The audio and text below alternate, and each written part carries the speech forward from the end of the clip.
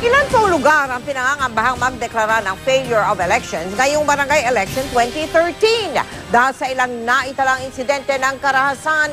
Ayon sa Section 6 ng Omnibus Election Code, idinedeklara ang failure of elections kapag natigil ang eleksyon bago ang pagsasara ng mga presinto o di kaya magkaroon ng problema sa bilangan at sa pagtatransmit ng mga boto. Gagawin ang eleksyon sa pinakamalapit na petsa kung kailan ito pwedeng idaos. Pero hindi dapat lumagpas sa 30 araw.